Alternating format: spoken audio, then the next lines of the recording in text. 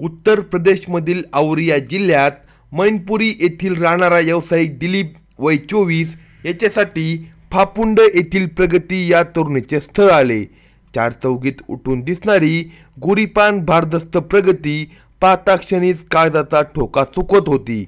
दिलीपचीही तीच अवस्था झाली। त्याने तिला पाहता क्षणीच पसंत केले। त्याचा होकार मिळताच तिच्या घरच्यांनी घाईगडबड केली आणि 5 मार्च 2025 रोजी दिलीप आणि प्रगती यांचे लग्न झाले।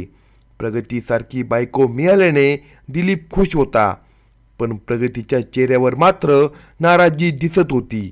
नवीन नवरी आहे, माहेर सोडून सासरी येताना आईवडिलांपासून दुरावताना मन थोडे नाराज होणारच, अशी मनाची समजूत दिलीप आणि त्याच्या परिवारातील लोकांनी करून घेतली। आनंदाने सगळा विधी करण्यात येत होता, पण प्रगतीच्या चेहऱ्यावर दिसणारी नाराजी कशामुळे आहे हे तिच्या पालकांना माहीत होते।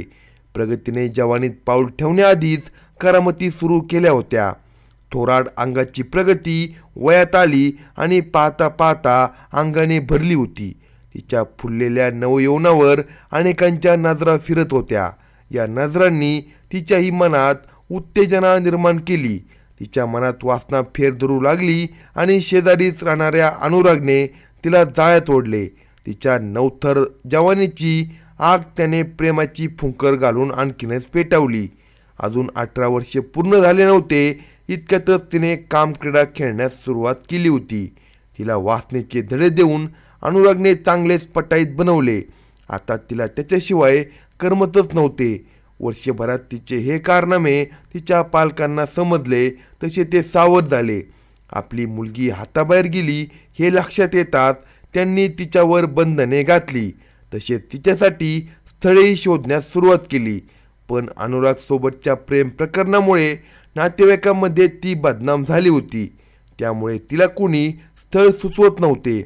तर दुसरीकडे प्रगतीने अनुराग सोबत लिव्ह इन रिलेशनशिपमध्ये राहण्यास सुरुवात केली। ती गेले 4 वर्ष त्याच्यासोबत बायकोसारखीच राहत होती, पण लग्न झाले नसल्याने तिचा सगळा खर्च तिचे आई वडील भागवत होते। अनुराग तिचा उपभोग घेत असला तरी तो गरीब होता।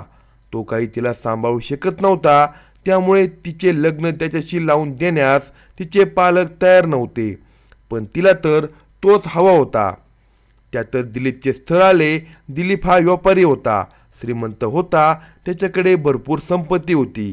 लग्नानंतर प्रगती त्या संपत्तीची मालकीण होणार होती, त्यामुळे तिच्या पालकांनी हे लग्न ठरवलं। तेव्हा प्रगतीला होकार देण्याशिवाय त्यांच्याकडे पर्याय नव्हता। मनाविरुद्ध ती लग्नाला तयार झाली, पण तिच्या मनात वेगळेच कारस्थान रचले जात होते। तिने मनातले प्रियकर अनुरागला बोलून दाखवले, तसा तोही तयार झाला। मग या दोघांनी मिळून एक प्लॅन आखला। यासाठी अनुरागच्या 2 मित्रांनाही कटात सहभागी करून घेण्यात आले। या कामासाठी रामजी चौधरी याला 2 लाख रुपयांची सुपारी देण्यात आली। सुनमुख आणि इतर विधीदरम्यान प्रगतीला मिळालेले पैसे तिने शूटर्सला दिले। दिनांक 19 मार्च रोजी दिलीप कन्नौजहून परत येत असताना अनुराग आणि त्याच्या साथीदारांनी त्याला गाठले। त्याला कालव्याजवळील एका हॉटेलमध्ये थांबवले। तिथून बाईकवरून एका निर्जन ठिकाणी नेऊन त्याची गोळ्या घालून हत्या करण्यात आली। गंभीर जखमी अवस्थेत त्याला तिथेच टाकून मारेकरी पसार झाले।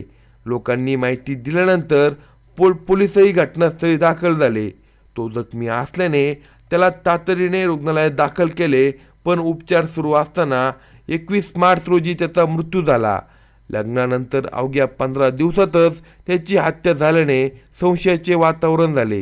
ही हत्या व्यावसायिक कारणातून झाली की अन्य काही कारण आहे याचा पोलीस शोध घेऊ लागले। यामध्ये एका खबऱ्याने दिलीपची बायको प्रगतीच्या प्रेम प्रकरणाची माहिती पोलिसांना दिली। तातडीने पोलिसांनी तिच्याकडे चौकशी सुरू केली। काही वेळातच तिने तोंड उघडले। दिलीप बरोबर लग्न करायचे नव्हते, पण घरच्यांनी जबरदस्तीने लग्न लावून दिले। त्यामुळे त्याची संपत्ती मिळवून अनुराग सोबत सुखात राहता यावे यासाठी कट रचून हा खून केल्याचे तिने सांगितले।